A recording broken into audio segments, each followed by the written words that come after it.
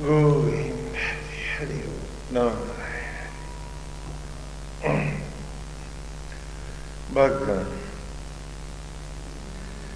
आज हम लोग ऋग्वेद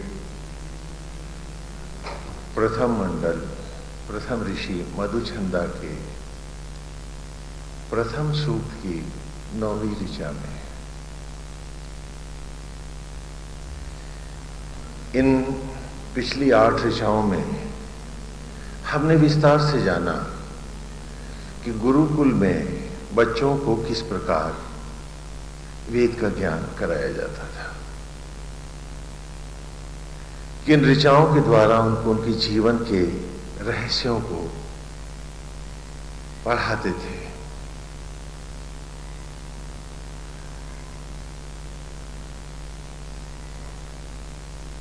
आज की ऋचा है सा न पितेव सूनवे अग्ने सुपायनो भव सचस्वा न स्वस्तये। ये सूक्त का समापन है। सा न पितेव, जैसा कि आपने ब्लैक बोर्ड से ऋचा उसका शब्दार्थ सब दिए है। सा माने जीव भी होता है और सा माने जैसे, ना माने हम सब, हमको, पितेव पिता की भांति, सूनवे का अर्थ है प्रकट करने वाले, ज्योतिर्मय बनाने वाले, उत्पन्न करने वाले। सा ना पितेव सूनवे, अग्ने, अग्नि शब्द का अर्थ आत्मा से। सुपायनो भाव, शोभाओं से, सुपायन कहते हैं शोभाओं से संयुक्त, भाव माने होना। सचस्वा, हाँ, सा माने जुड़ना, हाँ, आत्मा से जुड़ना। सचस्वा, स्व माने आत्मा, आत्मा किससे संयुक्त होना, चा तथा ना, और हमको स्वस्थ आत्मा में ही स्थित होना, आत्मा के साथ योग कर आत्मा में ही सदा सदा के लिए अद्वैत कर जाना। यह एक एक शब्द का अर्थ है। तो यहां इस ऋचा का भाव है कि सा न पितेव सूनवे अग्ने, कि जिस प्रकार एक पिता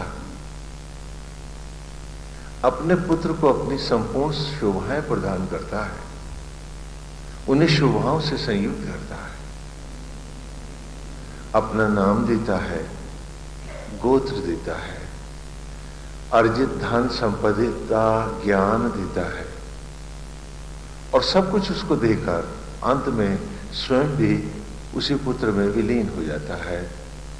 हाँ, धरती पर उसकी लीला का समापन हो जाता है, अपना सर्वस्व अपने पुत्र में ही वो अर्पित कर जाता है। तो सा ना पितेव सूनवे अग्ने, कि जिस प्रकार हे पिता,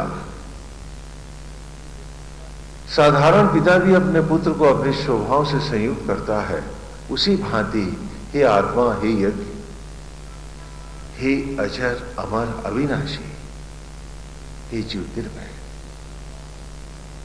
हम जीवों को उत्पन्न करने वाले सूनवे, हम सबको प्रकट करने वाले पितेव, हे पिता, हे परमेश्वर, हमें भी अपनी ज्योतियों से, शोभाओं से, सुपायनो भव, हमें भी पुत्र की भांति उन्हीं शोभाओं से संयुक्त करो कि आप तो हैं नित्य अजर अमर अविनाशी, और आपका पुत्र होकर मैं रहूं क्षण भंगुर। कि पिता हो जिसका अजर अमर और पुत्र हो क्षण भंगुर जीने वाला, तो ऐसा तो नहीं होना चाहिए। तो सा ना पितेव सूनवे अग्ने, कि एक पिता की भांति आज हम भी आपकी शोभाओं से, हे पिता, हे परमेश्वर, संयुक्त हो, और हम भी उन आत्म रश्मियों और ज्योतियों को प्राप्त करते हुए उस ज्योतिर्मय स्वरूप में अपने आप को ढाल सके, हम भी ज्योतिर्मय बन सके। आज हम पर कुछ ऐसी कृपा करें कि हमारी जो आत्म ज्योतियां जो आज भी हमारे जूठे अन्न को रक्त में बदल रही हैं और जो क्षण क्षण हमारे शरीर में ऊष्मा प्रकट कर रही हैं, गर्मी ला रही हैं, जो निरंतर यज्ञों के द्वारा ये ब्रह्म ज्वालाएं जो मेरे शरीर को जीवित रखे हुए हैं, आज इन्हीं अग्नियों में ही मेरा स्थापन कीजिए, मुझे ज्योति बना दीजिए। यहां इस ऋचा में, वेद में ये नहीं कहा कि आप कुछ करें, प्रश्न ये है आप तो सब कर ही रहे हैं। अब हम जो आपके बेटे हैं, हम भी तो अपने पिता जैसे कुछ बने, कुछ करें।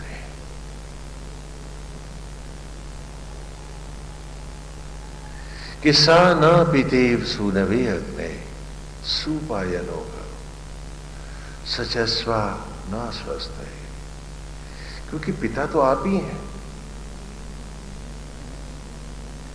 हे आत्मा, आपके अतिरिक्त मेरा पिता कौन हो सकता है? क्योंकि नंद और यशोदा तो मुझे पाल ही सकते हैं। वसुदेव और देवकी, वसुदेव अर्थात अग्नियों का देवता आत्मा और देवकी अब ब्रह्म ज्वाला होकर आप ही ने तो मुझे प्रकट किया है।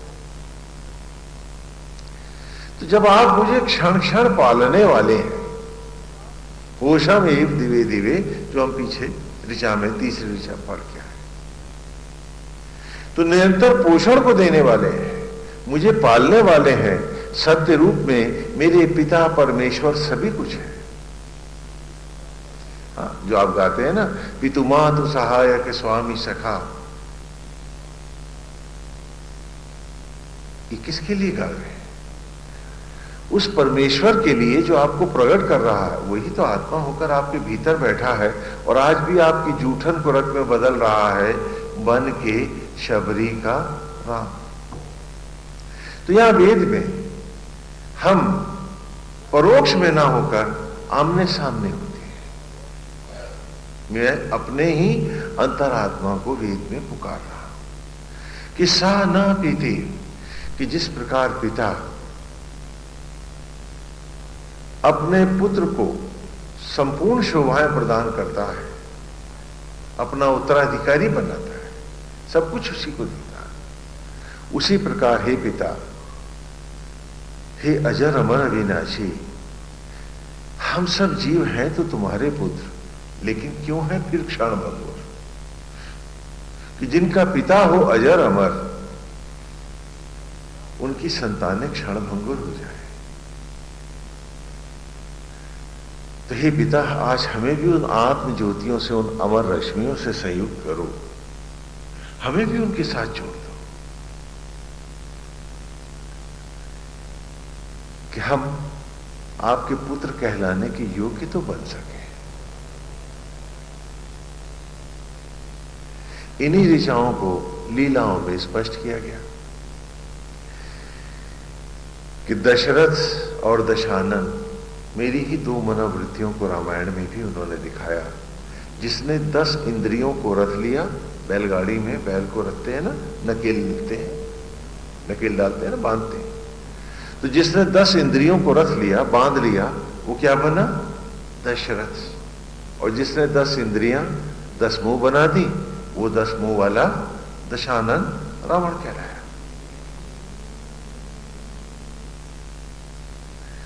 मन ही दशरथ, मन ही दशानन। जब भी ये मन 10 इंद्रियों को 10 मुंह बनाकर हमें बाहर ले जाता है, हम अपनी ही सत्ता से अलग हो जाते हैं और दीनहीन और मलिन अवस्था को प्राप्त हो जाते हैं, अपनी इंद्रियों के वशीभूत होकर। चाह चिंता को जन्मती है, चाह मिटी, चिंता गई, और चिंता जाती है तो मन सहज ही अनासक्त हो जाता है। इसलिए कवि कहते भी हैं कि चाह गई चिंता मिटी, मनुआ बेपरवाह, और जिनको कछु न चाहिए सो शाहन के शाह। वेद आप सबको उस ज्योतिर्मय परमेश्वर की, जिसकी आप संतान है, उससे जोड़कर आपको इसी अवस्था पे लाना चाहता है। लेकिन आप आसक्त जगत में भटक कर उस अजर अमर अविनाशी से ही सांस, धड़कन और जीवन का क्षण लेते हुए भी आप बाह्य जगत में भटक कर अपने आप को निर्धन, दीनहीन और मलिन बनाकर जीवन के स्वर्ण को नष्ट करते हैं। बात संबंधों की भी हो तो हम सबका एक ही तो संबंधी है जो हमें सांस और धड़कन दे रहा, वो हमारा अंतरात्मा है, वही ईश्वर है हमारा। तो सा न पितेव सूनवे अग्ने, कि हे पिता, वेद की इस गंगा में हमने इस अमृत को पा लिया है। आप ही हमारे परमेश्वर हैं, आप ही हमारे सर्वस्व हैं, आप ही हमारे सब कुछ हैं। इसलिए आज हमने बाहर कहीं पर भी अपनी इच्छा और यह हाथ नहीं फैलाए हैं। आज तो हमारी ये हाथ भी भीतर आप ही के पास उतर आए हैं कि सा न पितेव सूनवे अग्ने, जैसे पिता अपने पुत्र को सहज स्वतः ही प्रदान करता है, आज हमें उस अवस्था में ग्रहण करो और अपनी शोभाओं से, अपनी ज्योतियों से, अपने प्रकाश से हमें जोड़ दो। क्योंकि इससे पहले ऋचा में भी हमने यही कहा था कि उक्त्वा अग्ने दिवे दिवे दोषा वस्त्र धिया वयम नमो भरंतयमसि, कि मन के कलुष के बिस्तरों पर ईर्ष्या, द्वेष, लोभ, मोह में सोने वाले हम लोग भी, हे आत्मा, जब तुम में व्याप्त होते हैं तो जिस क्षण व्याप्त होते हैं उसी क्षण निर्मल होकर अमर हो जाते हैं। तो आज हम अपने भीतर आप ही से जुड़ने के लिए झुका है। संन्यास की यही अवस्था है। आज दुर्भाग्य से हम लोग इन्हें उस रूप में संन्यास को नहीं ले पाते हैं जो कभी हमारे जीवन की राह रही है। सन्यासी कभी किसी से इच्छा नहीं करता, क्योंकि इच्छा ही उसका, दूसरों से इच्छा करना ही ईश्वर के प्रति विमुख होना है। तो वो जानता है कि जो सांस और धड़कन जीवन का क्षण दे रहा है, मुझे जो लेना है उससे लेना है, बाकी तो उसके बाद की सेवा करनी है। तो सन्यासी मांगता नहीं है। ये गुलामी के अंतरालों के बाद में ये जो आजकल जो नए स्कूल चले हैं, ऐसा यहां कभी नहीं था, क्योंकि वो ब्रह्मदंडी है। ब्रह्म माने आत्मा है, ब्रह्म माने आत्मा। आत्मा को क्या कहते हैं संस्कृत में? ब्रह्म। और दंडी माने सहारा, लाठी का सहारा होता है ना, तो वो ब्रह्मदंडी है, उसे आत्मा का ही सहारा है। हाँ, आजकल जैसे आप देखते हैं लोग दंड उठाए घूमते हैं, ये वस्तुतः एक समय तक रहता है, जब तक कि वो परिपक्व नहीं होता है, मैच्योर नहीं होता है। और जब वो मैच्योर हो जाता है, परिपक्व हो जाता है, तो ये नियम है कि वो उस दंड का परित्याग करे, यथा संस्कार करे।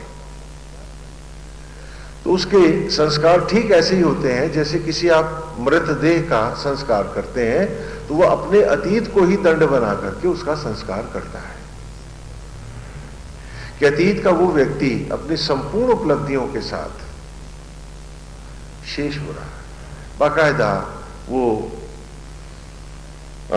उसके दोनों विधान हैं, जल समाधि दे अथवा अग्नि दे, जैसे आप शव के साथ करते हैं उसी प्रकार। और जब उस दंड का भी वो बाह्य दंड का परित्याग कर देता है, तभी वो पूर्ण रूपेण ब्रह्मदंडी होता है।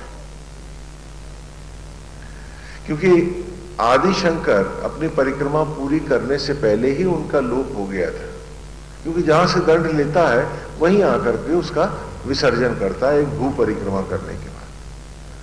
तो वे वहां तक पहुंच नहीं पाए, उससे पहले ही उनका लोप हो गया। तो एक नई परंपरा चल गई कि जब गुरु का दंड नहीं गया तो बाकी भी सब उठाए घूम रहे हैं। ये परिपाटी वेद की नहीं है, ये एक यथा संप्रदाय की है। तो कहा कि जिस प्रकार पिता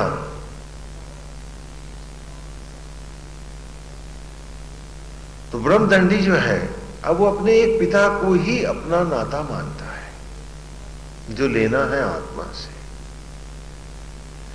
जो दिया मिला भी है वो ब्रह्म से मिला है, और संपूर्ण जगती ब्रह्ममय है। एको ब्रह्म द्वितीय नास्ति, है ना।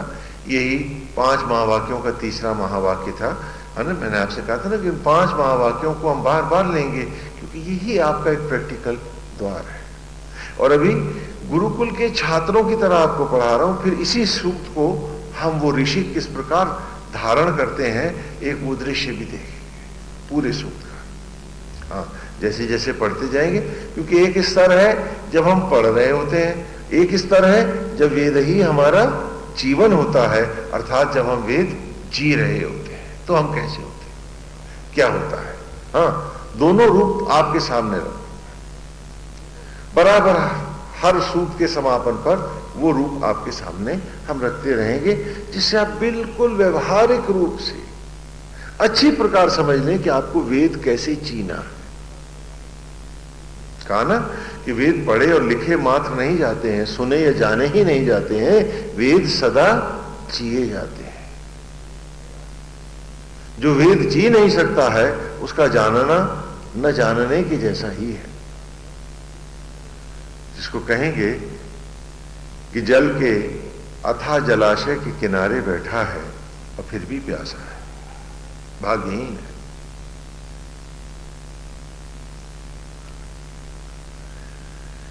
ये कह सकते हैं कि बेचारे की दयनीय स्थिति है, सोई जाने जही देव जनाए। इसके ऊपर शायद इसी की अंतरात्मा की कृपा नहीं है, अथवा ये उससे इस कदर कट गया है उसको वेद जीने की कला जानकर भी फिर जीना नहीं चाहता है। हत भाग्य है, भाग्यहीन है।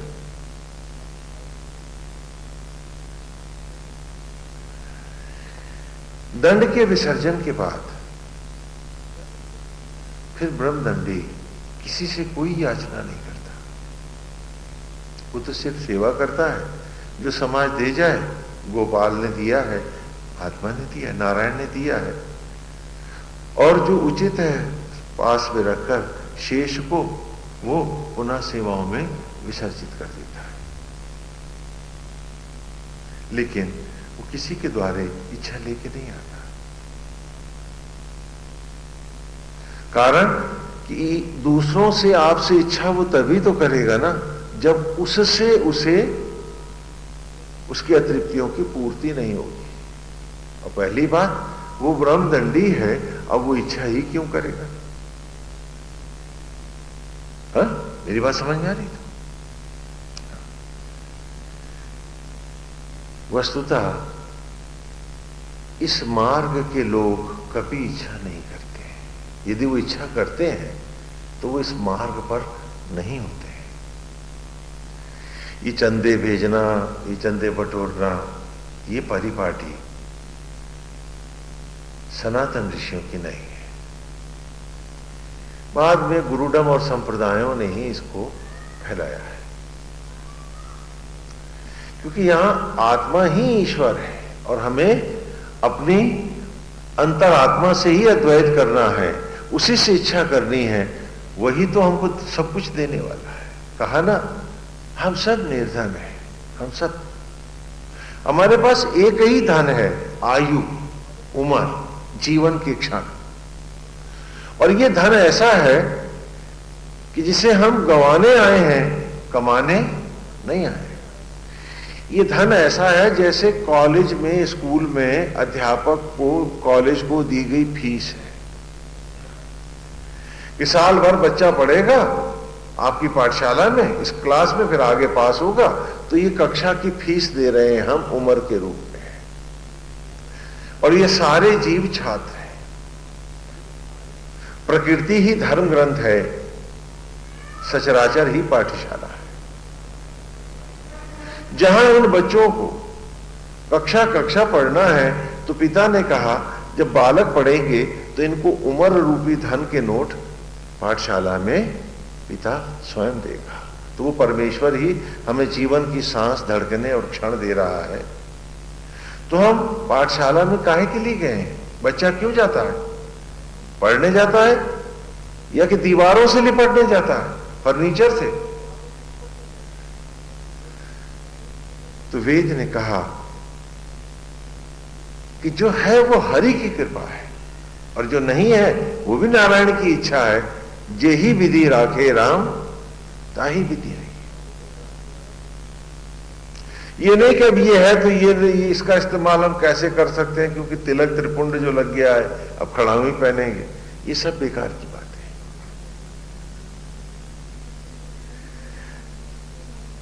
है। इन सब को महत्व नहीं देना है हमें। जो गोविंद ने दे दिया है ठीक है, जो नहीं दिया है वो अति उत्तम।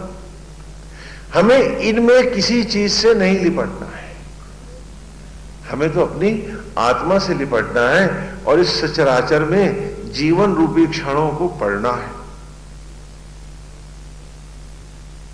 और जिस दिन हम जीवन के नोटों को ये जो फीस पिता दे रहा है, इसकी ईमानदारी कब होगी? जब हम पूरी ईमानदारी से पाठशाला को में अपने पाठ्यक्रम को पढ़ें, जानें और उसी के अनुरूप आचरण करके पास होने का प्रयास करें। तभी तो फीस की सार्थकता है ना। मेरी बात समझ में आई? तो हम यहां पढ़ने आए हैं। मास्टर साहब से ये तो नहीं कह सकते कि लोग हमें पास कर दो। हाँ, आजकल तो सुना है पास भी कर लेते हैं, हाँ, ले दे हो जाता है। लेकिन यहां ये सब नहीं चलता। Nature is the only book. 84 lakh योनियों का पाठ्यक्रम है, किताब है। मनुष्य की योनि अध्यापन की और इम्तिहान की योनि है। पास हो जाओ, अक्षय पद है, आत्मा से अद्वैत होगा, मोक्ष है। फेल हो जाओ, चलो 84 लाख अध्याय फिर पढ़ना, पिता फिर पैसा देगा उम्र का, हर योनि पढ़ाएगा वो।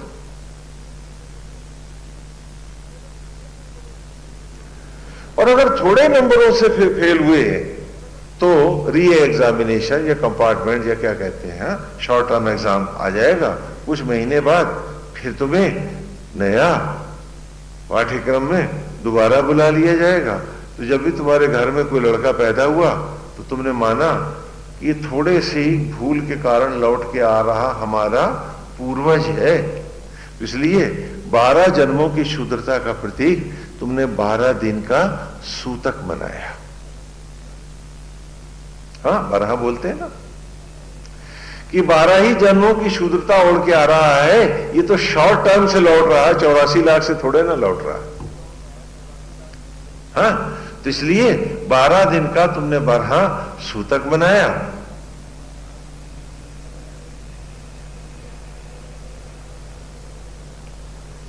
जब फिर वो घर में मर गया तो कहा भाई वो जन्म काल के जो 12 दिन थे ना, उसमें इस एक जन्म का एक दिन और जोड़ो। तो अब क्या बनाओ इसकी? 12 में एक जोड़ा तो कितने हुए? तो अब इसकी 13 ही मनाओ। ये पुनः महाशूद्र हो गया। ये सिर्फ ढोंग करता रहा। पढ़ाना और पढ़ाना भी इसका नाटक भर था। ये लिपटा आसक्त जगत में रहा, पिता के प्रति इसका कोई भाव नहीं था। ये रूप क्या लेता उसका, इसने तो कभी उसे देखा ही नहीं और देखने का प्रयास भी नहीं किया था। तो 12 ही को क्या करो, 13 ही बना था। और इसे पुनः पितृयान से भेजो। हाँ, पितृयान समझते हैं ना, ये शरीर जिन पेड़ों के फलों से बना है वो पेड़ ही तो इसके पितृ हैं। तो उनका यान अर्थात उनकी लकड़ियों पर उन्हीं की चिता की लकड़ियों पर इसे गमन कराओ, इसे काय से भेजो? पितृयान से भेजो। देव अर्थात आत्मा यान से, हाँ, इस वेद की इस ऋचा के साथ अद्वैत करके, ये उस पिता के पास झुक करके, उससे मिलके, उसी के साथ अद्वैत करके जा नहीं पाया है। देवयान से ये गया नहीं है, अब इसे पितृयान से भेजो। ये सिर्फ पढ़ता था, लेकिन व्यवहारिक जीवन में इसके वेद कहीं नहीं था। और वेद जिए जाते हैं, सिर्फ पढ़े नहीं जाते।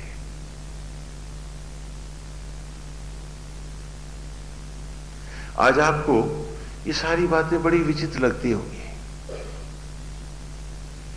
कि क्या आत्मा के साथ भी हम जुड़ सकते हैं? वेद ने कहा निश्चित रूप से जुड़ सकते हैं, और तुम्हें उसी के साथ जुड़ना था, जुड़ते तो सुखी होते। जितना तुम आसक्त जगत में जाओगे उतनी ज्यादा पीड़ा और दुख पाओगे, और जितना तुम अनासक्त जगत में आओगे हर क्षण अमृतमय और सुख का होगा।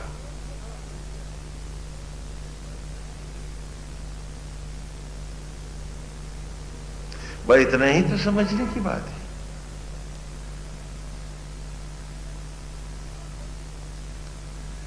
कि आसक्त जगत में जब घर गृहस्थी में रहते हो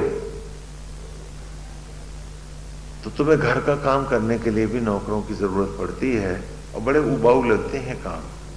लेकिन जब किसी तीर्थ स्थान पर खुद ही दौड़ दौड़ के काम करते हो तो कितना सुख मिलता है। यही आसक्त और अनासक्त का भेद है। जब बच्चे खेलने की भावना से खेलते हैं तो भारी काम करते हैं, फिर भी मजबूत होते हैं, ताकतवर होते हैं। क्रिकेट खेलते उन्हें लू नहीं लगती और तगड़े होते हैं। और उससे कम मेहनत का काम, फाइलों का काम जब क्लर्क बन के दफ्तरों में करते हैं तो क्योंकि ड्यूटी बजा रहे हैं, आसक्त भाव आ गया है, तो जितनी शाम तक वो थक टूट जाते हैं और बीमार हो जाते हैं। क्यों? क्योंकि आसक्त और अनासक्त स्वर्ग और नर्क की दूरी है। और तुमने हमेशा नर्क जीने की बात करी है। बहादुर हो ना, ताकतवर हो इसलिए, हाँ, कि देखो हम नरक जी के दिखाएंगे। लेकिन भेजे तो स्वर्ग जीने के लिए गए थे तुम पिता के द्वारा।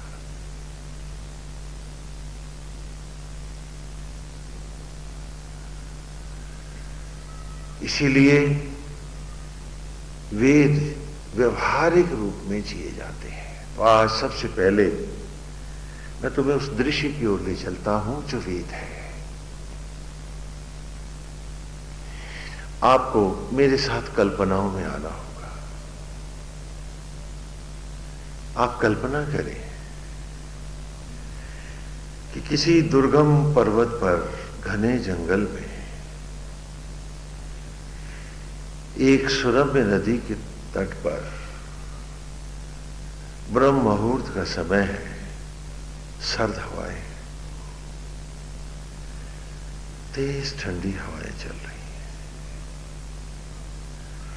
इस आसक्त जगत से दूर जंगल का एक रूपक है आपके सामने।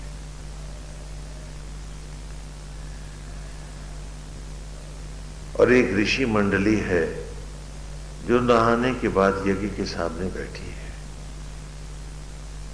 और यही सूक्त है और वो लपट हो रहे हैं।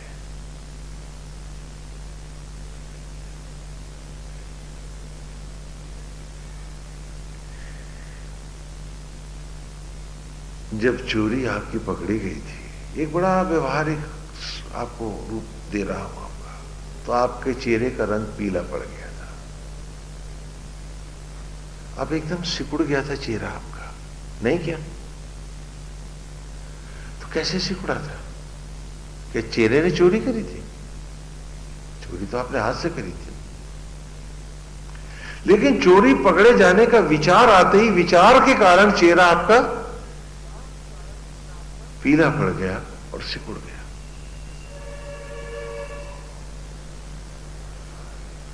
क्योंकि विचार ही आपका रूप है। पहले अपने को पढ़ डालिए और फिर इस रूपक का आनंद लीजिए। कि हमने वेद में पूछा मैं कौन हूं, शरीर या आत्मा? तो वेद ने कहा अभी तो न तो शरीर है और न ही आत्मा। तो कहा तो फिर मैं क्या हूं? कहा तू विचार है। क्या है? विचार है। विचारों का एक पुंज भर है, इंटेलेक्ट कह लो, बुद्धि कह लो, विचार है तू। और विचार ही जीता है तू। इससे आगे तेरा शरीर से भी अभी कोई संबंध नहीं है, और आत्मा तो बहुत दूर की बात है।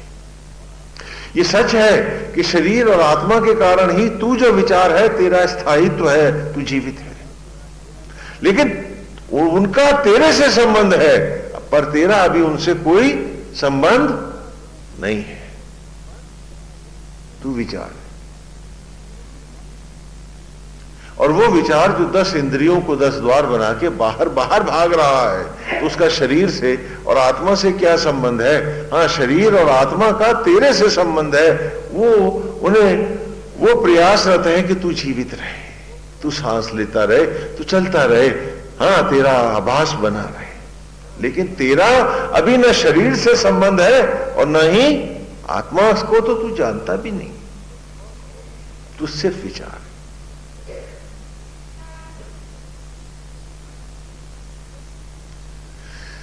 जब तेरी चोरी पकड़ी जाती है तो ये शरीर सिकुड़ के पीला पड़ जाता है, क्योंकि विचार सिकुड़ गया है, पीला पड़ गया है। इसलिए चेहरा भी क्यों कि शरीर का, चेहरे का तुझसे संबंध है, पर तेरा अभी इस चेहरे से कोई संबंध नहीं है, क्योंकि तू लौट के उसे पढ़ ही नहीं रहा। तू तो दुनिया को पढ़ रहा है, चौधरी बन रहा है।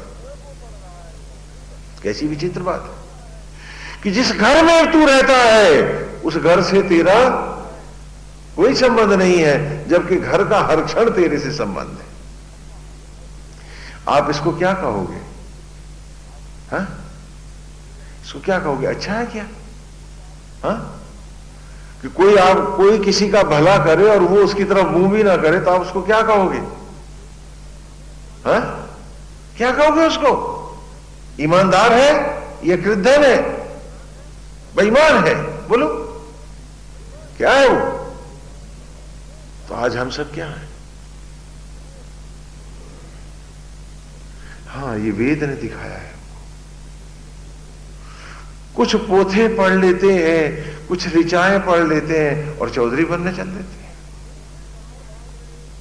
यानी फिर बाहर भाग रहे हैं दूसरों को दिखाने के लिए। इससे फिर कोई संबंध नहीं है। कहा तो सिर्फ एक विचार है। ये विचार जो तेरा रूप है वो विचार है, और ये विचार ही शरीर को भी रूप देता है। इसीलिए क्रोध में ये चेहरा तमतमा जाता है, भय में सिकुड़ जाता है, आनंद में ये जगमग हो उठता है, और खुशी में ये चमकने लगता है। क्यों? क्योंकि चेहरे का अपना कोई चेहरा नहीं है, इस चेहरे का रूप नहीं है, रूप तो विचार का है, हाँ? और वही तेरा रूप है, वही तू है।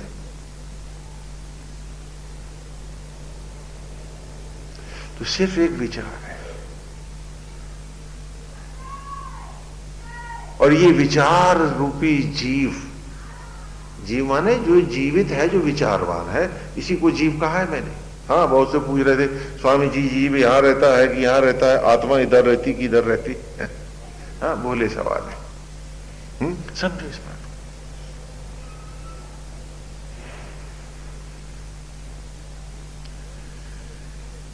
कि जो हर क्षण इस चेहरे पर रूप देता है वो विचार ही तो है। चेहरे का अपना क्या रूप है? तो कहा कि ये विचार रूपी जीव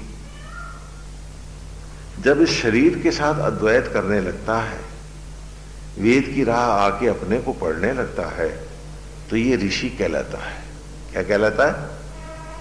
ऋषि, जो अब अपने को पढ़ रहा है, अपने भीतर प्रवेश पा गया है, ऋषत्व को चला गया है। जिसने आसक्त जगत की हत्या कर दी है, रिश्मा ने मारना, जिसने संपूर्ण वाय जगत की अतृप्तियों और इच्छाओं को मार दिया है, और अब वो पूरी ईमानदारी से इस पाठशाला को पढ़ने लगा है, वो क्या है? तो जब तू शरीर के साथ अद्वैत करे तो तू क्या है? ऋषि है। और जब तू आत्मा के साथ अद्वैत कर जाए तो तू क्या है? देव है, आत्मा है, ईश्वर है। और जब तू शरीर के साथ भी अद्वैत ना करे, इसको भी ना पढ़े और आत्मा की तरफ भी ना जाए, 10 इंद्रियों से बाहर बाहर भागे, भटकता फिरे, तो तू भटकता हुआ एक प्रेत है, पिशाच है तू।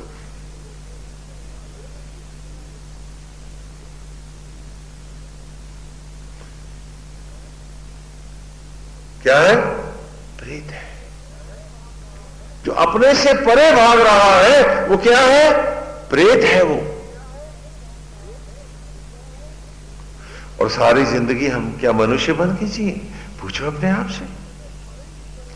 अपने से परे ही परे भागे हैं, इसकी चाहत में, उसकी आसक्ति में, इसके बदले में, इससे नफरत में हम बाहर ही बाहर जिए, उससे ये पाने में, उससे ये बटोरने में, उसको ये देने में और फिर वापस लाने में। हम तो इस घर से हमेशा बाहर ही बाहर जिए हैं। तो हम क्या बन के जिए हैं?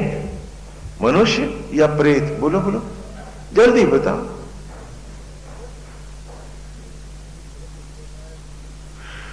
बनाए मनुष्य गए थे और बन गए प्रेत। क्या हुआ? तो कहा ये विचार है, तू अपने को पहचान, अपने को पहचान। और ये विचार बड़ा बलशाली है, ये ईश्वर को भी झुका देता है, ये प्रकृति को भी अपने नियम बदलने पर मजबूर कर देता है। वो विचार है तू, इतना बलवान भी है तू। यदि तू अपने आप को ईमानदारी से पढ़ डाला। देखो, जब पागल व्यक्ति को उन्माद आ जाता है, वो 10-10 आदमियों को उठा के फेंकता नहीं क्या? 2 मंजिलों से कूद के भाग जाता है, चोट भी नहीं लगती उसे। लगती है क्या? देखा नहीं? तो वो जिसने हफ्तों से कुछ कायदे का खाना भी नहीं खाया था, बावला था, बंधा पड़ा था, अचानक उसमें इतनी शक्ति कहां से आ गई?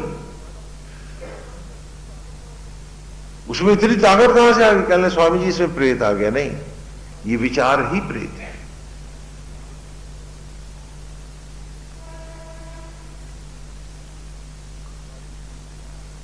जो आवेश बन के आया और उसने सबको उठा के पटक दिया और सड़क पे भाग गया।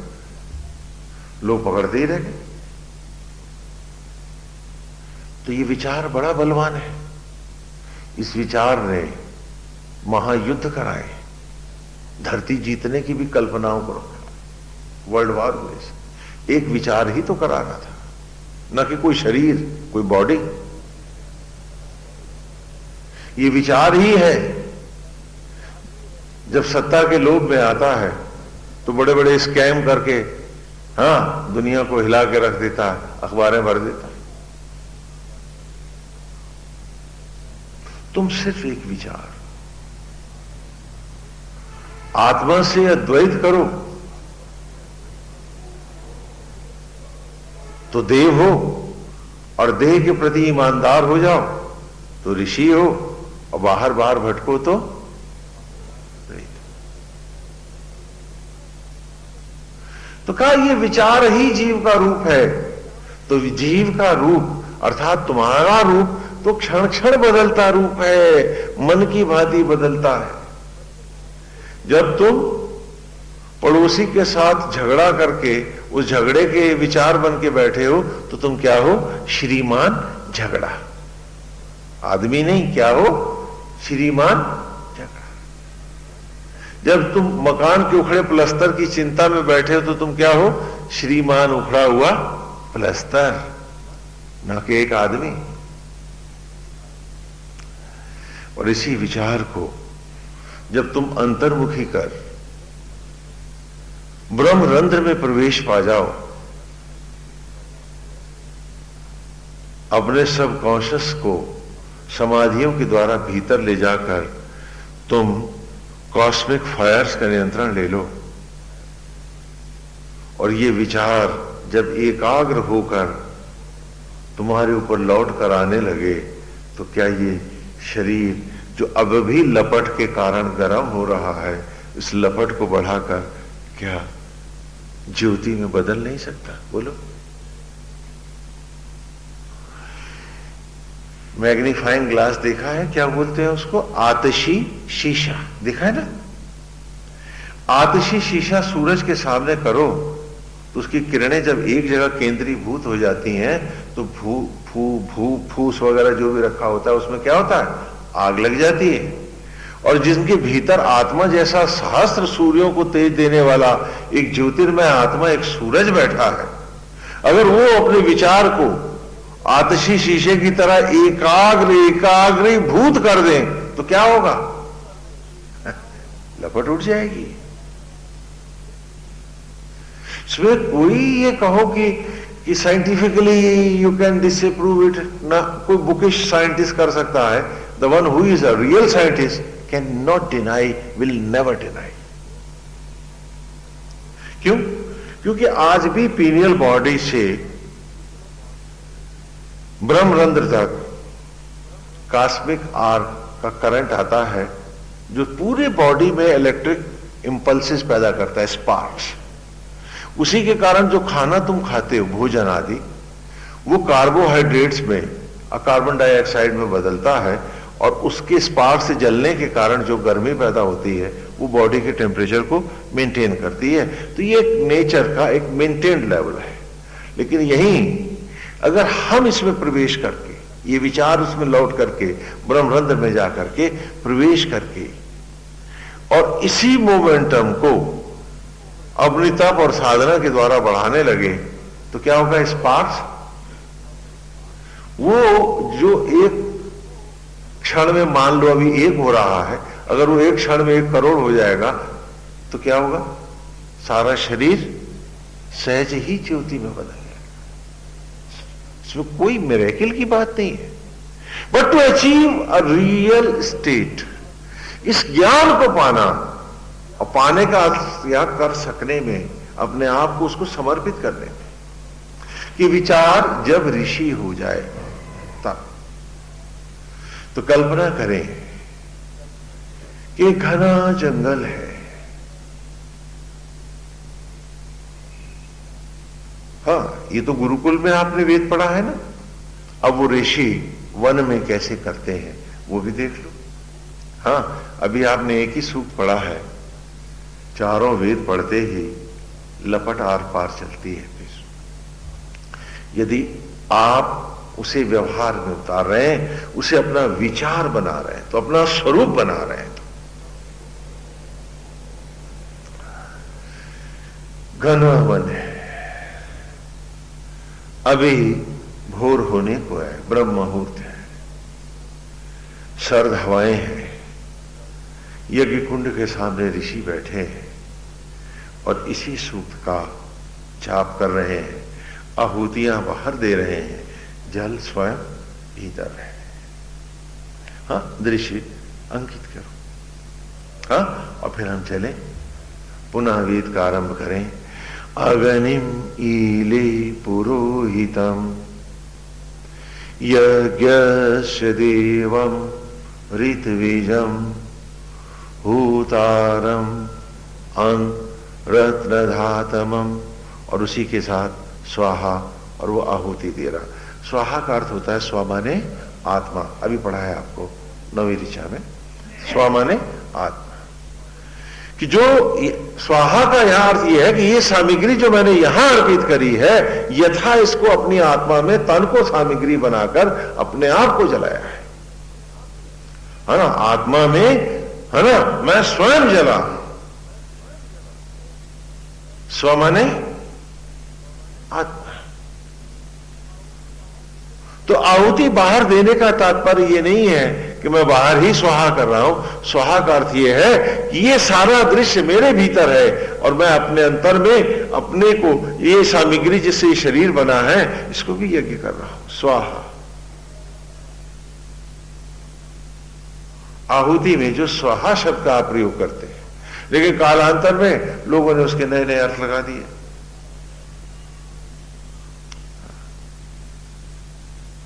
स्व माने आत्मा। तो यहां ऋषि ने पहली ऋचा पढ़ी है, अग्निम ईले पुरोहितम। नहीं दिख रहा है सारे बैठे आहुति दे रहे, उन सर्द हवाओं में भी अभी वो नहा के निकले हैं, लेकिन उन ऋचाओं के साथ ही साथ उनके बदन भी लपट हो रहे हैं।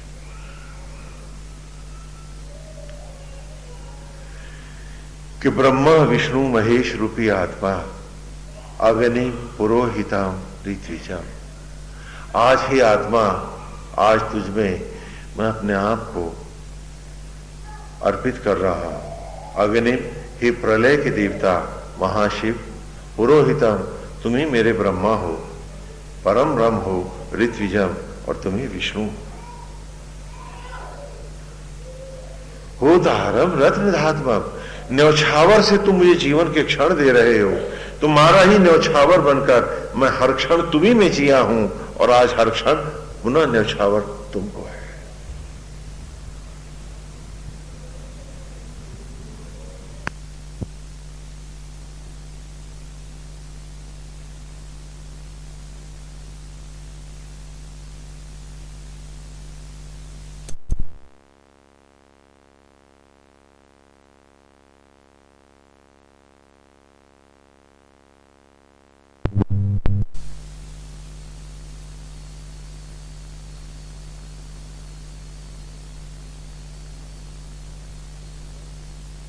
जीवन धंधा है, व्यापार है, ये भी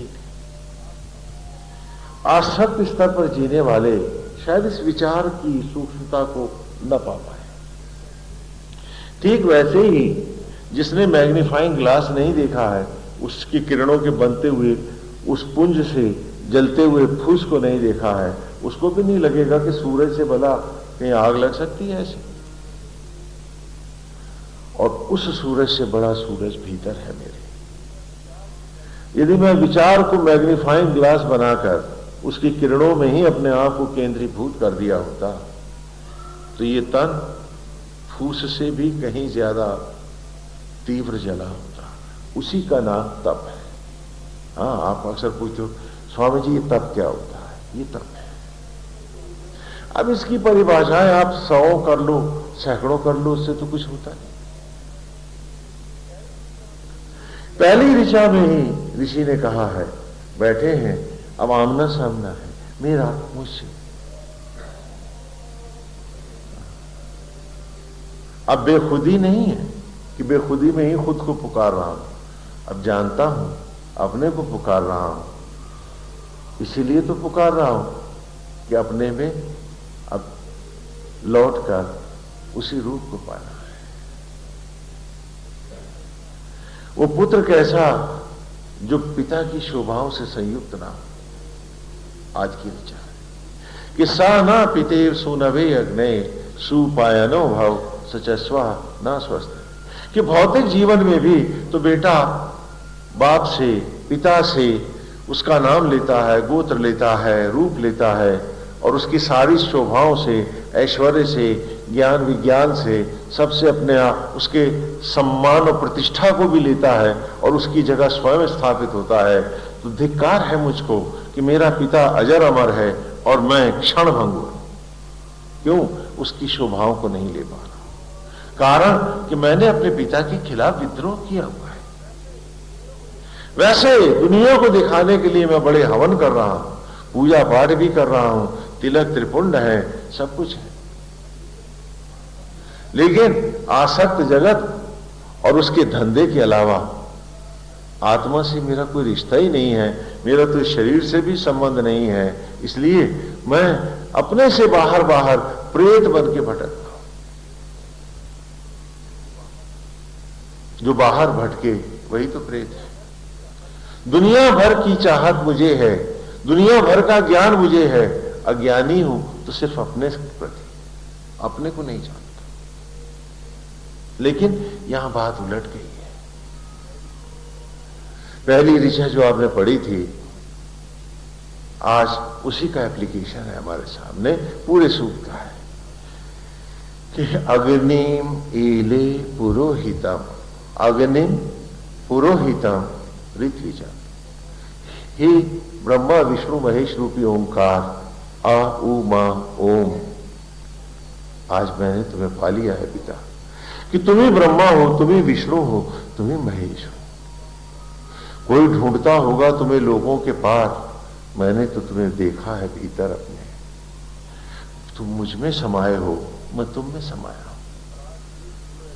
और आज हे सूरज, तेरी ही लपट से देवयान से गमन है मेरा, इस तन को जिसे तू ही यज्ञों के द्वारा भस्मी से वनस्पतियों में लाया है और वनस्पतियों से तूने ये शरीर रूप दिया है, आज ये पुनः तुझे अर्पित है, इसे जला ज्योति बना।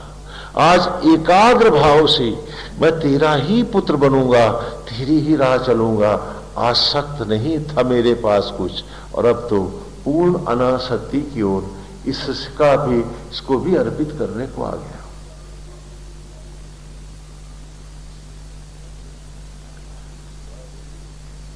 तो अग्निम ईले पुरोहितम यज्ञस्य देवम ऋत्विजम होतारम रत्नधातम। क्या आज उस प्रलय को प्रज्वलित कर हे महाशिव, आज इस ब्रह्म को, हे पुरोहित बिंदुओं को पुनः पुनः उन्हीं ज्वालाओं में ज्योतिर्मय बना, और हे ऋत्विजम, हे विष्णु, अब पुनः इनका सृजन कर मुझे उस ज्योतिर्मय रूप में मेरे तन को ही गर्भ बना और मुझे शिशु सा प्रकट कर। अब और नहीं होगा, जैसे अंडे से बच्चा प्रकट होता है, इस ब्रह्मांड से मुझे प्रकट कर। तेरा न्यौछावर हूं मैं, न्यौछावर ही तूने क्षण दिए मुझको, पुनः न्यौछावर करके तेरे सचराचर की निष्काम अनासक्त सेवाओं में लगा। आज पुनः न्यौछावर ही तेरा होने को आया हूं, मुझे न्यौछावर में ले। ऋचा लौट गई है। न्यौछावर में आया था तो न्यौछावर में अर्पित हूं, तूने न्यौछावर में सांसें दी थी, अब न्यौछावर में मुझे संभाल। सप्तधारा होती है ऋचाएं वेद की, इसीलिए ये सूत्रात्मक भाषा है, इसमें व्याकरण नहीं होता है। The way you created me, जैसे तूने बनाया मुझे, जैसे जैसे तू उभार के लाया मुझे, आज राह तेरी है, पुनः अर्पित हूं, फिर उभार मुझको। वो ऋचा जिससे मैं जान रहा था राह मेरी, उसी ऋचा को मैं मैग्नीफाइंग ग्लास का एक सूक्ष्म केंद्र बना रहा हूं। क्या अब अर्पित हूं, चला मुझको। ये ऋचा फिर लौट आई है, और इसी प्रकार वेद की हर ऋचा लौटती है। और क्योंकि इन ऋचाओं के सप्तधारा प्रयोग होते हैं, हाँ, जैसे जैसे स्तर बढ़ता जाएगा ऋचा यही रहेगी, भाव गहराता जाएगा। इसलिए इसमें व्याकरण को, ग्रामर को नहीं रखा जाता, केवल सूत्रात्मक भाषा रहती है। हाँ, जैसे केमिस्ट्री फिजिक्स में फॉर्मूले होते हैं ना, तो हाँ, this language is not a simple language but it's a formulation. Try to understand this. क्यों? क्योंकि ये ऋचाएं नहीं है, ये किरणें हैं, और इन्हीं के प्रयोग के द्वारा ही हमें अल्टीमेट के साथ जुड़कर एक हो जाना है।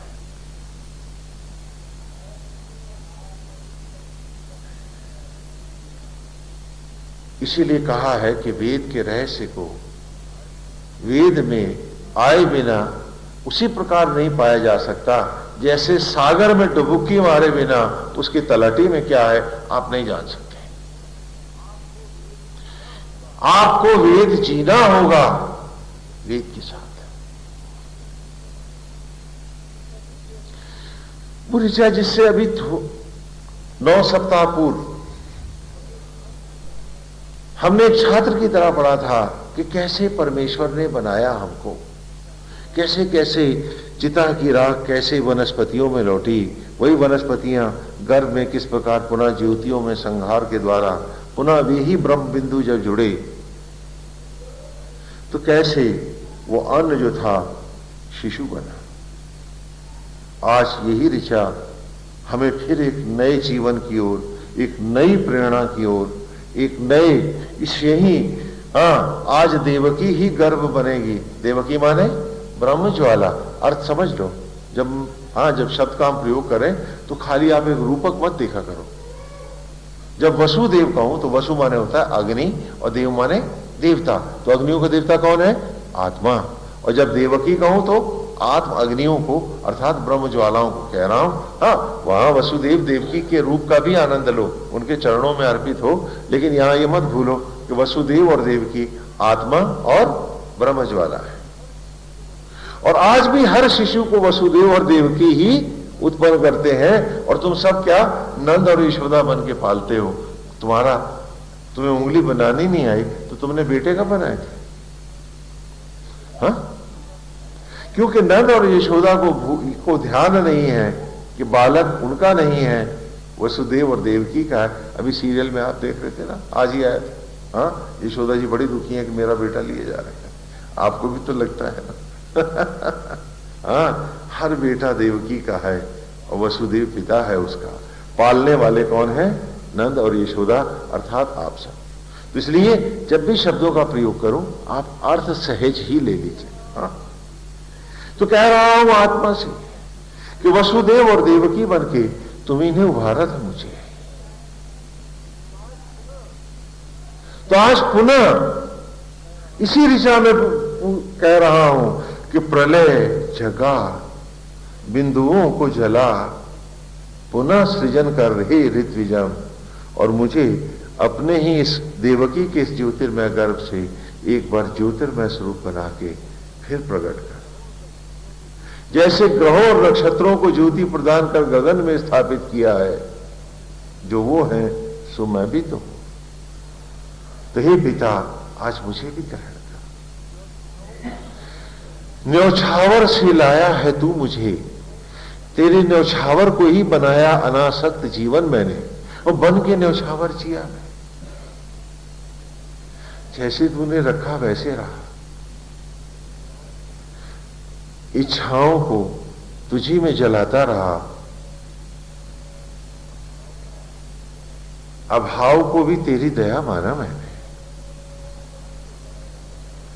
हर परीक्षा की चुभन को भी मैंने तेरी परीक्षा मानकर उसे अंगीकार किया और बन के न्यौछावर ही जिया।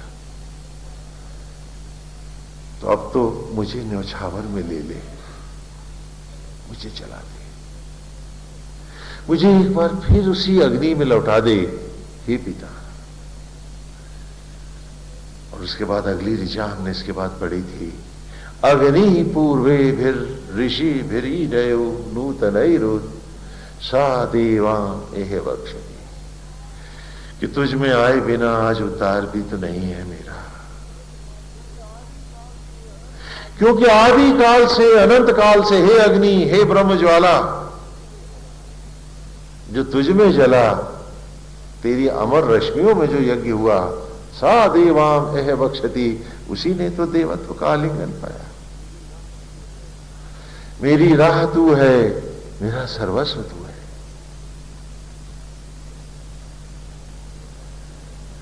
आज जला दे मुझे, उन्हीं लपटों में लौटा दे मुझे। आज समर्पण है मेरा।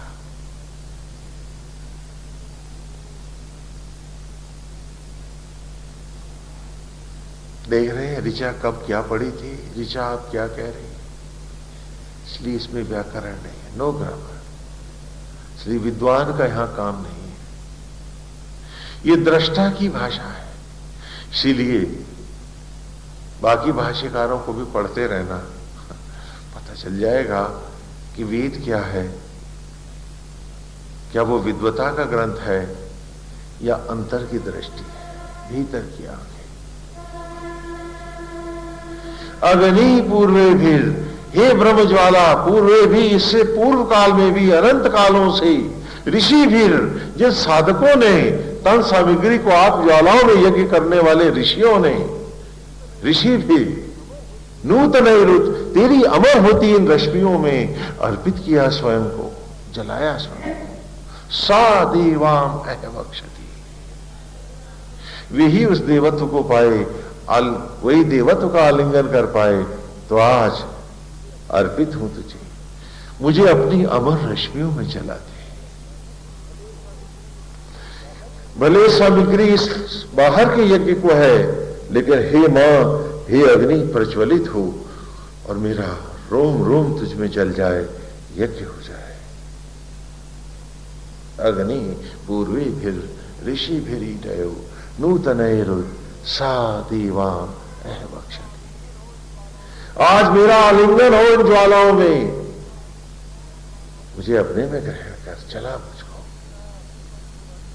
अग्निरा रहिमश्रमत पोषमेव दिवे दिवे यशसम वीरवत्तमम। इन्हीं ब्रह्म ज्वालाओं से ही क्षण क्षण पोषण पाया है, क्षण क्षण समर्पित हुआ हूं मैं, इन्हीं में जला हूं मैं, एक यशस्वी और वीर की भांति सिर्फ हे आत्मा तेरा ही होकर जिया हूं मैं। अहो तो फिर आज देर क्यों? आज आहुतियां बाहर जल रही हैं, लपट भीतर चले। आज तो लपटे मेरे रोम रोम से प्रस्फुटित हो। स्वाहा सामग्री बाहर है, समर्पण आत्मा को है। स्वा माने आत्मा, आत्मा में आ रहा हूं मैं। आप बाहर के यज्ञ करके चले जाते हैं, आप सोचते हैं आपने बड़ा पुण्य कमाया है, बस हाँ ठीक है कमाया है। Something is better than nothing, but something is not everything, do remember.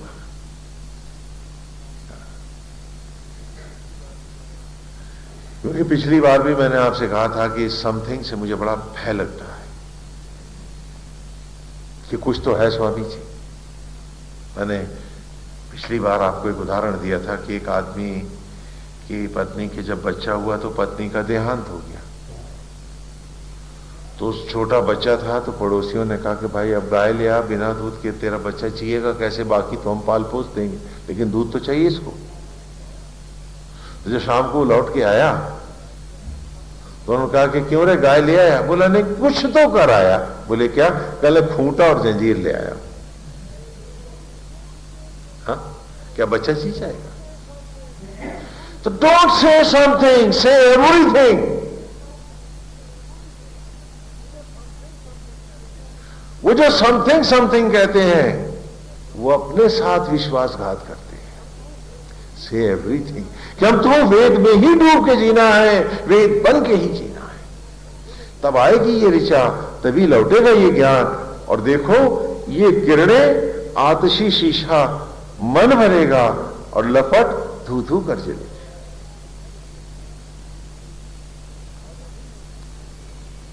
अग्नि पूर्वे फिर ऋषि फिरी डयो नूतनैर सा देवा। क्या आज लपट उठे हे अग्नि, जैसे पूर्व काल में तूने ऋषियों को मोक्ष दिया है, आज मेरे अंतर में भी प्रज्वलित हो जा। आहुति बाहर है, लपट यहां उठे। जैसे मंदिर में मैं अपने को ही देखता हूं, शरीर के रूप में मंदिर है, आत्मा के रूप में मूर्ति है और जीव के रूप में मेरे ही जैसा पुजारी है, उसी प्रकार यज्ञ में भी यहां यही प्रक्रिया है। जैसे कबूतर से का, खरबूजे से खा, गोभी से गा बालक पड़ता है, बाहर के यज्ञ से बाहर को भस्मसात करता हुआ अंतर स्वयं जलने को आता हूं। यदि ये भाव नहीं है तो यज्ञ यज्ञ नहीं है, हवन हवन नहीं है, तुम्हें आहुति देने का कोई ज्ञान नहीं है।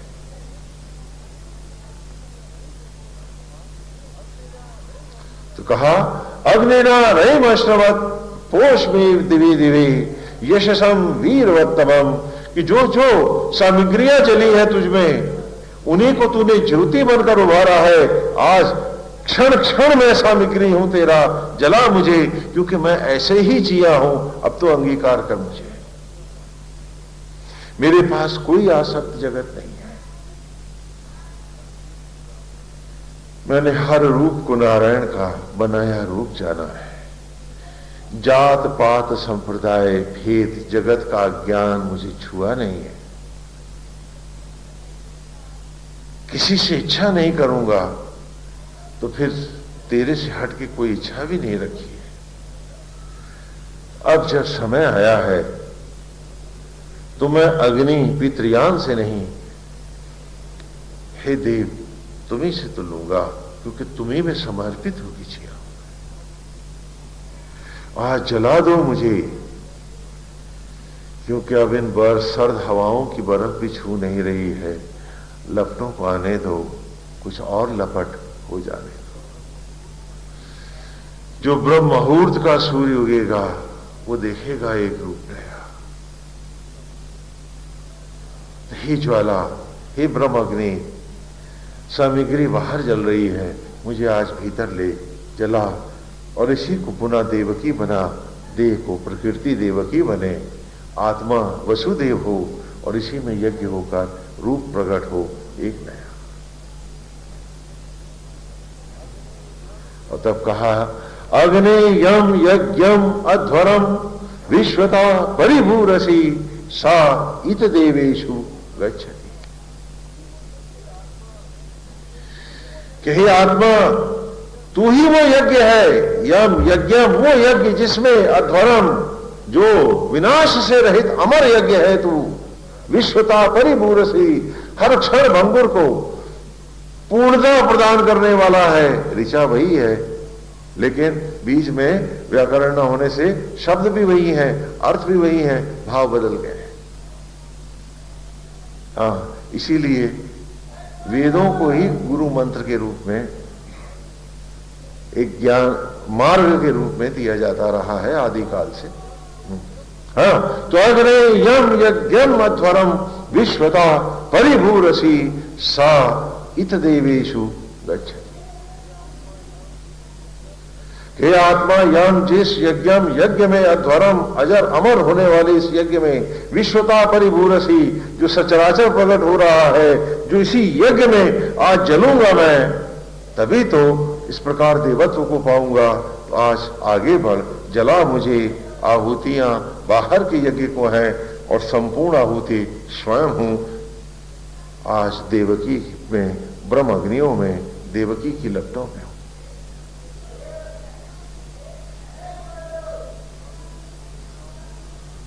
अग्निर्हूता कवि क्रतु सत्य चित्र श्रवस्तमा देवो देवे विरागम।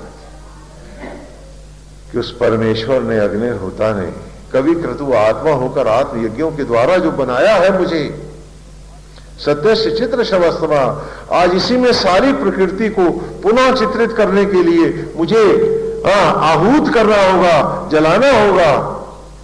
आज मैं जल जाऊंगा, इसमें लपट बनूंगा। अग्निर्होता, अग्निर्होता संपूर्ण यज्ञों को करने वाला परमेश्वर। कवि क्रतु, कवि माने आत्मा, आत्मा होकर आत्म यज्ञों के द्वारा सत्य सचित्र श्रवस्तमा, सत्य माने यहां प्रकृति है, हाँ, सच झूठ ना समझ लीजिएगा। सत्य सचित्र श्रवस्तमा, जिस प्रकार प्रकृति को अर्थात इन ब्रह्म कणों को, इन बिंदुओं को चित्रित करता है, रूपकों में ढालता है आपके, और श्रवस्तमा और जीवन से परिपूर्ण करता है। आज उसी यज्ञ में मैं अपने को एक बार फिर यज्ञ करता हूं। देवो देवे विरागमत, और इसी में यज्ञ करके आज मैं उस देवत्व की ओर जाने को आता हूं। इसलिए हे यज्ञ जलाओ, मुझे ग्रहण करो। आज लपट उठे, सब कुछ ज्योति ज्योति हो जाए,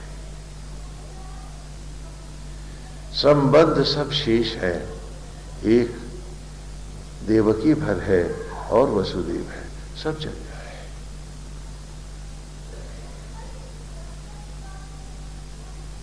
हाँ, यही है ना चौथा महावाक्य, तत्त्वमसि तेजोअसि और एको ब्रह्म द्वितीयो नास्ति। अब इसी वेद में हम चौथे सूत्र में आते हैं। क्या पढ़ा था आपने एको ब्रह्म द्वितीयो नास्ति में? कि नथ के 10 इंद्रियों वाला नाग कालिया, हाँ, तत्त्वमसि धारणा के सांचे में तेजोवशी ध्यान के मार्ग से एको ब्रह्म द्वितीय नास्ति वो समाधिस नथ के 10 इंद्रियों वाला नाग कालिया करने लगा। मैं शरीर रूपी सामग्री को आत्म ज्वालाओं में यज्ञ, चौथा महावा की याद है ना, ध्यान करिएगा। करने लगा मैं तन रूपी सामग्री को ब्रह्म ज्वालाओं में यज्ञ होकर सामग्री यज्ञ आत्म ज्वालाओं में लौटती हिरण्य धाराओं में गोल्डन फ्लेम्स में धारणा के सांचे में जमने लगी, ढलने लगी। मेरे ही शरीर में मैं पुत्र बन जन्मने लगा। तब जाना मैंने मैं ही माता हूं देवकी रूप, मैं ही पिता हूं वसुदेव रूप, और जन्मता पुत्र कृष्ण मैं ही तो क्या प्रसव की पीड़ा है, ये प्रसव का आनंद है। मेरे ही शरीर में जन्म ले रहा हूं मैं। अहम ब्रह्मास्मि, अहम ब्रह्मास्मि, अहम ब्रह्मास्मि। तो आज ये एक एक ऋचा इन 5 धाराओं में चलती है, और इसके ऊपर 2 धाराएं हैं जो समय आने पर आपको भीतर से मिल जाएंगी। मुझे देने का आपको अधिकार नहीं है। क्यों? क्योंकि अभी ग्रह्यता का भेद है, आप उसको ग्रहण करने के योग्य नहीं है। जिस दिन होंगे मिल जाएगा। 5 स्तर तक हम पढ़ाएंगे, 2 स्तर आपको स्वयं तप के द्वारा खोजने होंगे। तो कहा कि अग्निर्होता कवि क्रतु, उस परमेश्वर ने जैसे यज्ञों के द्वारा सचराचर को रचा, उसी यज्ञ में जलूंगा। आत्मा में जब तक यज्ञ नहीं होगा देवत्व कैसे पाऊंगा? तो आज मैं जल रहा हूं भीतर अपने, वो देवत्व ही मेरी राह है। देवकी के गर्भ में एक बार फिर मैं तिरोहित हो रहा हूं, बिंदु बिंदु में जा रहा हूं, यज्ञ हो रहा हूं, ज्योति में लौट रहा हूं। इसका नाम तप है। जब क्रोध से चेहरा पीला होता है लाल होता है, क्रोध से चेहरा तुम्हारा, भय से सिकुड़ के पीला होता है, तो लपटों के ध्यान में कैसा होगा? सोचो सोचो। क्योंकि विचार ही तुम हो। ये विचार जब देह से अद्वैत करे तो ऋषि हो तुम, ये नाम है तुम्हारा। जब यही विचार आत्मा से अद्वैत करे तो देव हो तुम। और यही विचार जब शरीर और आत्मा इन दोनों को भुलाकर केवल विषयांत जगत में भटकता रहे, आसक्त जगत में भटकता रहे, दुनिया भर के राग द्वेष में पड़ा रहे, तो क्या हो? प्रेत हो तुम, पिशाच हो। तो कहा हर क्षण जो बदलता रूप है वो जीव तेरा है। जब जब जो विचार है वही वही तुम्हारा रूप है। इसलिए भय के आते ही ये सिकुड़ा और पीला है, क्रोध के आते ही ये तमतमाया हुआ है, डर के आते ही, चोरी पकड़े जाते ही ये भुसभुसा हो जाता है, किसी की निंदा में ये एकदम सड़ा हुआ बन जाता है। आप देख नहीं पाते हो निंदा करते वक्त, आपके चेहरे की वो कालिमा होती है कि शायद घूरा भी आपको देख के शर्मा जाए जब आप किसी की बुराई सोच रहे होते हो या निंदा कर रहे होते हो। क्यों? जो आप कर रहे होते हो वही तो आप सोच रहे होते हो, और जो आप सोच रहे हो वही तो आपका विचार है, तो वही तो आपका चेहरा होगा। बोलो, समझ में आता है? तो आज सारे विचार रूप में जो हो, आज उस सूर्य की ज्योतियों के सामने एक आतशी शीशा बनकर केंद्रीभूत हो वेद में कि इस किरण से सब कुछ जलेगा। जैसे मैग्नीफाइंग ग्लास के लगाते ही सारा भूत जलने लगता है जब सूरज के सामने किरणों को एक जगह हम इकट्ठा करते हैं। क्या वहां आग होती है? बोलो, बीच में हाथ मार के देखो कोई गर्मी है क्या? लेकिन उस पॉइंट पर लपट उठ जाती है। तो ठीक इसी प्रकार जब मैं अपने ही अंतरात्मा पर केंद्रीभूत होता हूं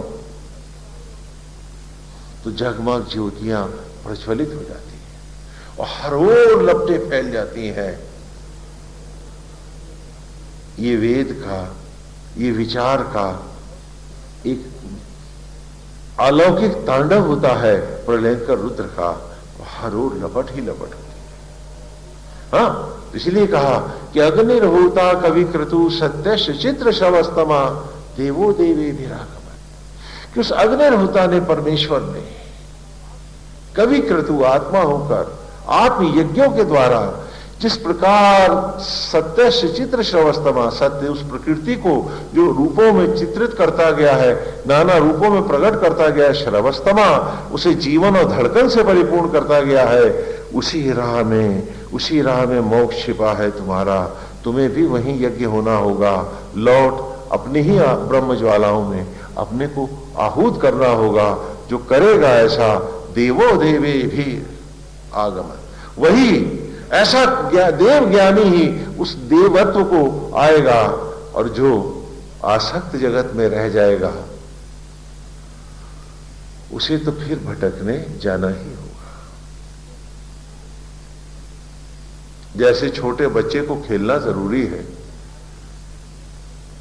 उसकी अलड़ता भी अच्छी लगती है, चपलता भी अच्छी लगती है, लेकिन युवावस्था मर्यादित ना हो तो व्यक्ति लांछित होता है।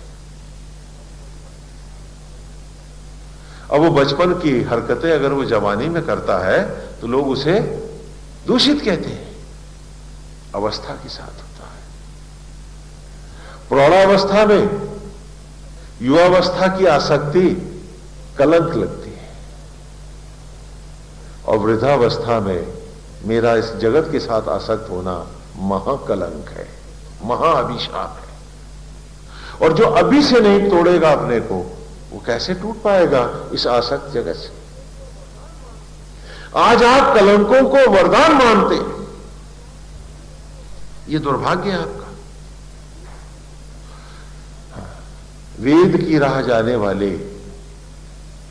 स्थिति प्रज्ञ होते हैं, तटस्थ होते हैं कि घर में है तो यथा सेवा निर्वाह कर देंगे, लेकिन लिपटेंगे जुड़ेंगे नहीं। जुड़ना तो अपनी ही अंतरात्मा से है, सेवा तुम करा लो। मेरा तेरा और ये सब नहीं करेंगे हम, तो सीए राममय सब में सचमुच राम देखेंगे। अब ये सब गंदगी भेदभाव की हमें बताओ मत, क्योंकि हम किसी की अतृप्तियों को हम कहां से भर सकते हैं जब परमेश्वर ही हमारा पिता ही नहीं भर पाया। हाँ, उसने पृथ्वी भर दी जीवों से, पेड़ों से, पशु पक्षियों से, सागर भर दिया नक्षत्र और सितारों से। ऐसा बलशाली परमेश्वर क्या एक व्यक्ति के मन की भूख भर पाया? तो जहां वो नहीं भर पाया तो मैं कहां से मैं और मेरों की अतृप्तियों को पूरा करता फिरूंगा? मुझे इससे कुछ लेना देना नहीं। और पेट की भूख वही भरता है। मेरा निमित्त धर्म है ईमानदारी से कर्तव्यनिष्ठ होकर सबके साथ जीऊंगा, घर में रहूंगा, घर की सेवा करूंगा, बाहर निकलूंगा, समाज की सेवा उसी भाव से करूंगा। और जब वन में आऊंगा तो जीव मात्र के प्रति यही समर्पित भाव और सेवा होगी मेरी, और इच्छा सिर्फ एक अंतरात्मा से होगी और किसी से नहीं होगी। जेही विधि राखे राम, क्या इतना अभ्यास भी हम नहीं कर सकते? तो फिर वेद की राह चलेंगे कैसे? फिर ये वेद सुनकर भी हम नहीं सुन पाएंगे, और उस लपट का दर्शन हम कहां कर पाएंगे भीतर अपने? मैग्नीफाइंग गिलास एक मुर्दा शीशा दिखा देगा कि लपट है उस सूरज में से आती किरणों में, और ऐसे हजार सूरज को रोशनी देने वाले आत्मा के सामने तुम एक किरण न बना पाए। क्या योग्यता है तुम्हारी? क्यों? क्योंकि तुम भटके हुए थे, विचारों में फैले हुए थे सचराचर में, तुम केंद्रीभूत हो ही नहीं सकते थे, तुम एकाग्र हो ही नहीं पा रहे थे। सिर्फ विद्वता के लिए तुम खाली दर्शन को बटोर रहे थे। फलाने ने ये कहा स्वामी जी, फलाने ने ये लिखा, पूछ इससे तेरा कल्याण क्या? अरे विचारों के एकाग्र करना है, सत्यनिष्ठ होना है, आत्मा के साथ अद्वैत करना है, या कि खाली ये पोथन्नों का नाटक करना है? ये विद्वता तुम्हारे लिए एक नया अवरोध बन गई है, क्योंकि ये सूडो है, ये नकली है। यदि असली होती तो आत्मा से जुड़ने की बात होती कि नहीं, चलना है भाई, हां चलते रहेंगे, कदम कदम बढ़ते रहेंगे, अभ्यास करेंगे पूरी ईमानदारी से। और तब उसने अगली ऋचा में आते हैं, वही ऋचाएं जो आपको पढ़ा के आया हूं उन्हें आज समापन कर रहे हैं, क्योंकि अगले रविवार से हम अगला सूक्त लेंगे जो दूसरा सूक्त है, और फिर उसका भी समापन इसी प्रकार करके आपको बताएंगे कि how do we apply it in our day to day life. सन्यासी अपने जीवन में कैसे इसको धारण करता है और समाधियों में कैसे उतारता है। चाहो बढ़ाओ, डरना मत, क्योंकि जलने में उद्धार है, आग से बचने में कोई उद्धार नहीं है, क्योंकि ये ज्वाला ही आज भी तुम्हारा जीवन है। इसीलिए पौराणिकों ने अग्नि को देवदूत है, फलाना है, ठिकाना है कहा, लेकिन नहीं, वेद के ऋषि ने कहा अंगम निहतम इति अग्नि, कि जो अंग अंग में निहित है, जो अंग अंग का जीवन है मेरे, वो अग्नि है, सो आत्मा है।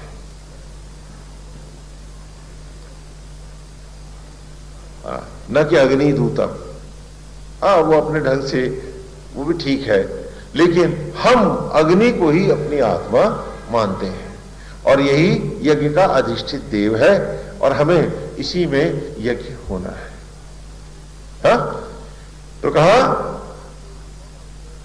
कि यदं दाशुषे त्वम अग्ने भद्रम करिष्यसि तवे तत्सत्यम अंगिरा, कि यत अंग, जिस अंग को धरा के जलाया तुमने, दाह माने जलाना, शुष माने सुखाना, दाशुषे यज्ञ करते हो तुम हे अग्नि, उसी का कल्याण करते हो। तवेत तत् सत्यम अंगिरा, वही आपकी उस प्रकृति का अंग हो जाता है। भस्मियां जब पेड़ों के गर्भ में हे आत्मा ही यज्ञ आपने जलाई, तो वो भस्मियां न रही, वो खाद न रही, वो सड़ा पानी न रहा। तवेत तत् सत्यम अंगिरा, आपकी उस प्रकृति का वो अंग हो गया, जिस पेड़ की आप आत्मा थे वो फल हो गया, उसकी पत्ती बन गया। जिस अन्न को आत्मा होकर यज्ञ किया, जलाया आपने देह में, बन के वसुदेव और देवकी यज्ञ किया उसका, तवेत तत्सत्यम अंगिरा, वो आपकी उस प्रकृति का अंग बन गया, जिस देह की आप आत्मा थे, उसी देह के रक्त बिंदुओं में बदल गर्भ में शिशु हो गया। तो हे आत्मा, हे यज्ञ, हे प्रदीप्त, जैसे यज्ञों के द्वारा तुम लाए थे मुझे, आज एक यज्ञ और करो। आज स्वाहा बाहर गा रहा हूं, सामग्री बाहर अर्पित कर रहा हूं, और सामग्री वत स्वयं अर्पित हूं। हे ब्रह्म ज्वाला, तुम में आज यज्ञ हो मेरा। यदंग दाशुषे, जिस अंग को जलाते हो, कल्याण करते हो, तो आज मेरा भी कल्याण करो। मुझे अपनी ही अग्नियों में लो, जलाओ, यज्ञ करो। आज मैं आप में आना चाहता हूं, आज आप ही में समाना चाहता हूं। आज यज्ञ हो मेरा ब्रह्म ज्वालाओं में।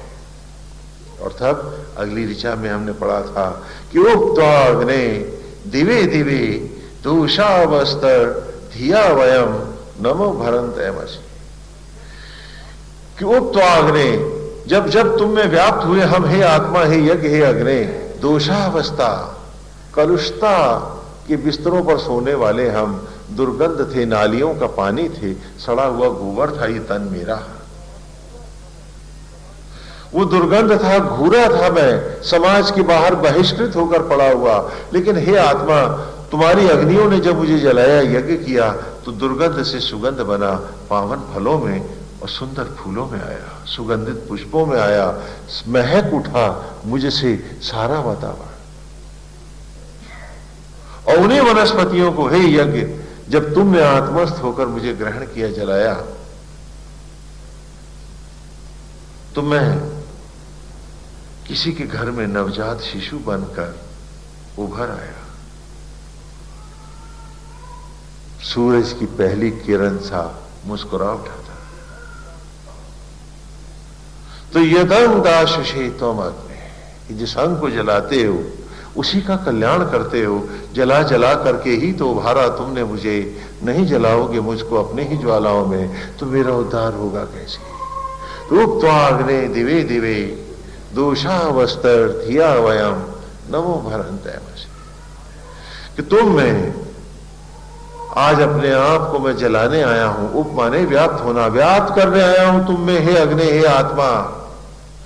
दोषा अवस्था धिया वयम, जितनी कलुषता और अज्ञान मुझ में है, आज उस सबको भी तुझी में जलाने आया हूं।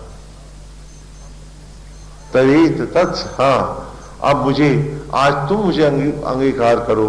नमो भरंत एमसी, हे भरतार, आज मैं तुम्हें नमस्कार कर रहा हूं, तुम्हें समर्पित हो रहा हूं। मुझे जलाओ, मुझे अपने में ग्रहण करो। और तब अगली ऋचा में आप सब ने वेद के उन रहस्यों को जाना था। अगली ऋचा में हमने लिया था कि ग्रहों और नक्षत्रों को, राजंतम अध्वराणम गोपाम ऋतस्य दीदिवीम वर्धमानम स्वेदमे। राजंतम, हे ज्योतियों के अनन्य पुंज, वर्धमान हे विष्णु। गोपामृतस्य दीदिवीम, ग्रहों और नक्षत्रों को ज्योतिर्मय बनाकर गगन में प्रतिष्ठित कर और उन्हें ज्योतियों में, अमर ज्योतियों से युक्त कर सदा टिमटिमाने वाले, जगमगाने वाले हे नारायण, स्वेद हमें भी अपने उन आत्म ज्योतियों से संयुक्त करो, हमें उससे जोड़ दो। ऋचा से पहले जाना हमने कि कैसे करते हो तुम, और उसी ऋचा से पुकारते हैं कि अब फिर करो तुम। हम अर्पित हैं तुमको। क्यों? क्योंकि हम जो विचार हैं एकाग्र हैं, हमारे पास कोई आसक्ति नहीं है, अब कोई थोथा ज्ञान नहीं है, हमारे पास भाव है, हमारे पास समर्पण है, त्याग है, और एकांगी रूप से हम आपको अर्पित हैं। हमें स्वीकार करो। हमने जीवन को न्यौछावर बना लिया है, आसक्ति के रास्तों से हट गए हैं। हमने जान लिया है कि एक सहारा है आत्मा आपका है, तो हमने भौतिकताओं को सहारा मानकर अपने को कमजोर नहीं किया है। कैसे कमजोर करते हैं हम अपने आप को? आपने देखा ना, दशहरे में कभी देखा आपने रावण को? देखा ना? हाँ, दशहरे देखते हो तो रावण बहुत सारी रस्सियों से बंधा होता है ना, और बांस भी लगाए होते हैं। अगर एक रस्सी या बांस हिल जाए तो क्या होता है? रावण खड़ा रहेगा क्या? गिर जाता है ना? उस रावण को देखो, वो तो मुर्दा है, और तुम अपने आप को देखो, कितने बैंकों की, कितनी एफडीज की, कितने नातों की, कितने रिश्तों की बैसाखियां लगाए हो, रस्सियां बांधे, उनमें भी कोई रस्सी ढीली हो जाती है तो ये रावण भी गिर जाता है। डॉक्टर बुलाना पड़ता है ना, हार्ट अटैक हो गया, इसको सदमा लग गया। कितने कमजोर हो तुम, और वो सर्वशक्तिमान बैठा है तुम्हारे भीतर, और भिखमंगे हो तुम, दीन हो तुम, उस पुतले की तरह जो रावण का है। तो इन ऋचाओं में हमने कहा है कि नहीं, हमने संसार को सहारा नहीं लिया है। ब्रह्म दंड है, ये आत्मा तू ही दंड है, तू ही लाठी है, तू ही सहारा है। आज तुझे ही हमने अंगीकार किया है। और तब आज की ऋचा आई, सा न पितेव सूनवे अग्ने सुपायनो भव सचस्वा न स्वस्थ। कि जिस प्रकार पिता अपने पुत्र को सारी शोभाएं प्रदान करता है, नाम देता है, गोत्र देता है, मकान देता है, अपना सम्मान, सामाजिक प्रतिष्ठा देता है, ज्ञान देता है, आशीर्वाद देता है, सब कुछ देता है, और अपने बेटे को अपने स्थान पर प्रतिष्ठित करता है। जब कोई मर जाता है तो आप भी तो पगड़ी की रस्म करते हैं ना, वही बात यहां भी कह रहा हूं। तो हे पिता, हम तो एकांगी रूप से अब आपको अर्पित हो गए, आप ही के पुत्र हैं, तो सचस्वा न स्वस्थ, हमें हमारी ही आत्मज्वालाओं से जोड़ दो, एक लपट बना दो, एक लपट उठा दो कि सब कुछ जल जाए, सब ज्योति ज्योति हो जाए। आज ऐसी लीला करो तुम कुछ। तो यदं दाशुषी तुम अग्नि, जैसे जलाते रहे हो तुम हमको हे अग्नि, आज उसी प्रकार सा न पितेव सूनवे अग्नि, उसी प्रकार जैसे यज्ञों के द्वारा हमें उत्पन्न करते रहे हो पिता, आज पुनः उन यज्ञ की ज्वालाओं में हमको जलाओ, आहूत करो। और आप ये दृश्य देखो कि आहुतियां सामग्री के साथ बाहर चल रही हैं, लेकिन ऋषि सारे के सारे उस वन में अग्नियों के सन्मुख यज्ञ करते लपट भीतर भीतर हो रहे हैं। क्यों? कि यज्ञ तो उनके भीतर हो रहे हैं। उससे भाव लेकर वो अपने अंतर में स्वयं चल रहे हैं। आज वेद का पहला सूक्त जो 9 ऋचाओं का है उसका समापन हुआ है। और पहले सूक्त में ही हम बच्चों को भी पढ़ाते थे, लॉर्ड गुरुकुल में आते हैं कि जो आचार्य आए हैं, जो यज्ञ कराने, यज्ञ के आचार्य आए हैं, जो वो क्या है, वो उनको आत्मा की भांति ग्रहण करो, अन्यथा आत्मा ही यज्ञ का आचार्य है। अगली बार से हम उपाचार्य की स्तुति करेंगे और फिर उसे अपने भीतर खोजेंगे, क्योंकि आचार्य और उपाचार्य यज्ञ में 2 होते हैं। तो अगली ऋचाओं में हम उपाचार्य से मिलेंगे। इन 9 ऋचाओं में हमने आचार्य का दर्शन पाया है और बड़ी ईमानदारी से हम संकल्प ले रहे हैं कि हे आत्मा, हे यज्ञ, हम आप ही को अर्पित होकर जिएंगे। और बहुत आसान है तरीका भी, हमने आपको पहले भी बताया था कि हरि व्यापक सर्वत्र समाना, भाव से प्रकट होए मैं जाना। ये सुना है ना कि भगवान तो भाव से प्रकट होते हैं, हमें उनको अपने अंतर में नारायण को प्रकट करना है। और कहा कि प्रभु की मूरत कैसी, कहा भक्त की भावना जैसी। तो भगवान की सुंदर एक महिमामयी छवि लें, उसकी मनोहारी छवि में बसकर जीने का अभ्यास करें। ये आरंभ है, गुरुकुल में हम बच्चों से कराते हैं। आपको भी भगवान के सुंदर रूप में बसना होगा, फिर वो रूप साँचा बनेगा, वही भीतर होगा, उसी सांचे में ही ब्रह्म ज्वालाएं और आत्मा हमको यज्ञ करेगा और ब्रह्मांड से ज्योतिर्मय रूप देगा। यही मार्ग है हमारा, ऐसे ही चलना है हमको। सुंदर मनोहारी छवि हो, उसके सौंदर्य में बसें, उसके रूप में बसें, उसकी अष्टगंध की सुगंध में बसें। हाँ, जो हम कहते हैं कि हर समय मन में जाप करते रहो, अक्सर ऋषि लोग आपसे कहते हैं, तो आप लोग उसका गलत अर्थ लगा लेते हैं। जब वो रेलगाड़ी की तरह चला तो रहे, सिया राम सिया राम सिया राम माला फिर रहे, और मन के घोड़े कहाँ भाग रहे हैं? विषांत जगत में, ईर्ष्या में, द्वेष में, चाहत में, बदले में। तो ये राम नाम जपना नहीं है, ये राम राम ठगना है। आप किसी के यहां जाएं और वो आपसे कहे कि बर्फी खाओ, तो अब वो क्या कहेगा? यही तो कहेगा ना कि बर्फी खाओ। अब उस बर्फी में, बर्फी का एक नाम दिया है ना उस मिठाई का, तो उस एक नाम के पीछे कितने भाव हैं उस बर्फी में कि जो सफेदी है वो तुम्हारे आराध्य का ज्योतिर्मय निर्मल चरित्र है। उसमें जो मिठास है ये भक्ति है। बात एक नाम दिया, बर्फी। हाँ बोलो, समझ में आ रहा था? जब कहा कि लीजिए बर्फी खाइए, हाँ, तो उस बर्फी में कितनी चीजें छिपी है कि उसकी जो श्वेतता है वो उस आराध्य का हमारे